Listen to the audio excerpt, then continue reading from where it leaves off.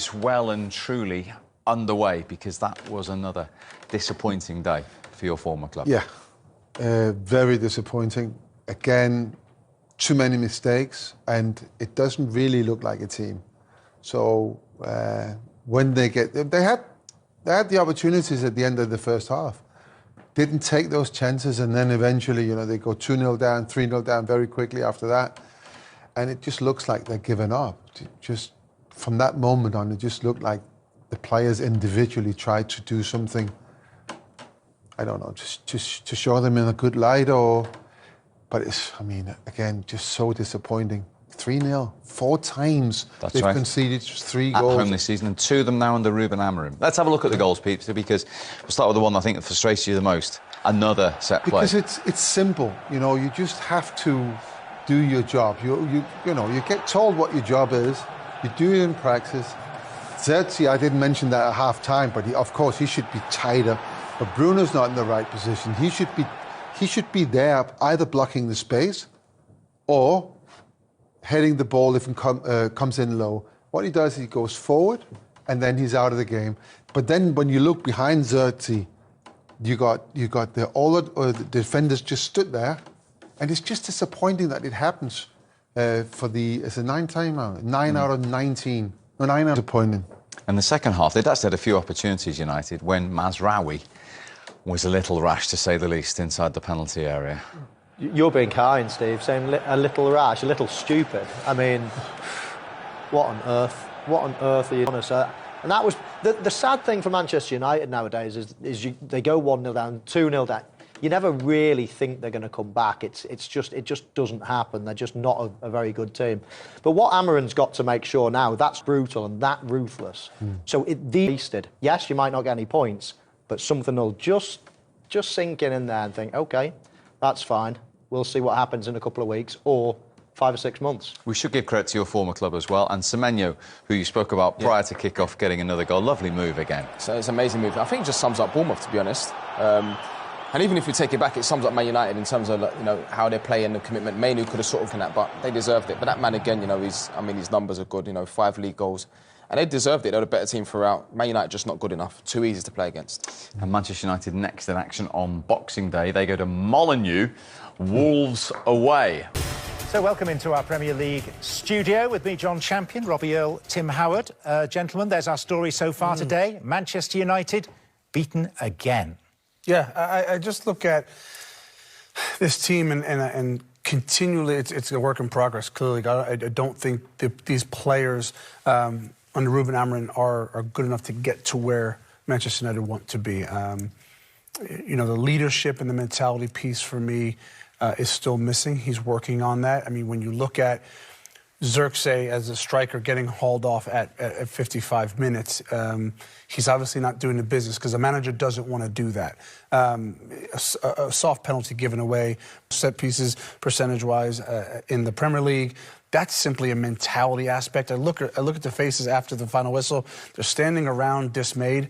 No, clap the fans and get in the dressing room because you have to work hard and you have to put in a better effort. There's nothing to be dismayed about. There's still a lot of work to do. In a wider historical context, these are indeed strange times. Welcome to Manchester United. This is what it is, and Amorim has got work to do. Into who he can sign, how much he has to spend, because they're not good enough at the moment for Manchester United. And we talk about Marcus Rashford not being in. And how often do you say that a team like Bournemouth will go to Old Trafford, Manchester United, and be comfortable? And it could have been more in the end.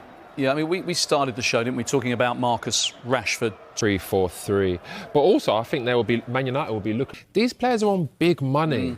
It's like, someone like Casemiro for as well, didn't he? He done all right as well. But apart from that, you look at it and you say, where are the goals coming from? I don't see, as much as Højlund has done all right, he is not playing like, for example, Gyökeres, where he's making lots of runs in behind. And when you've got the likes of Fernandes that can play any type of ball, he's got that vision, he should be making them kind of runs, right? Yeah.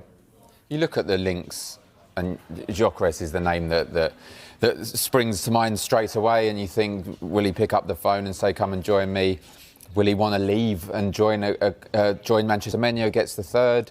And then it's a comfortable 3-0 again against Manchester United for Bournemouth. And I'm seeing on my screen now he's having his post-match interview, and I'll be interested to see what he says about his team today. A lot of these, like that back line today, when you look at it, as you say, it's 3-4-3, but when they're defending, it's probably like a 5, right? That whole back line probably hasn't played together in training, let alone in a game. So very shortly, but just picking up on what you said about Viktor Gyökeres, both of you mentioned him.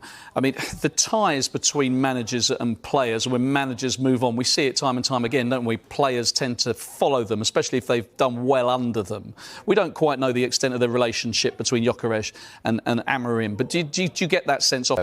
I know that they won't want to sell him, they won't want him to leave because he's done so well for them, but 100%, as soon as Ruben Amorim had left and go to Manchester United, you know... In the Premier League, because you've got their physical attributes. So it's not just Gyökeres that I think will want to come to... Or he will want to come to Man United. I think there's a few players there that he likes. Don't be mistaken. Ruben Amorim reflecting on that 3-0 defeat to Bournemouth. Darren, I mean, it's intangible, isn't it? Confidence is such a big thing. But he talked there about the players being a bit nervous. You could feel the stadium was nervous. You must have played in games where you've got that feeling that it's not quite happening for us. Just how difficult is that for a side? It is difficult. It take a long time, and again, it's going to take players coming in as well to kind of change the luck around the place. I think the nervousness that they would have is that they don't play in that system.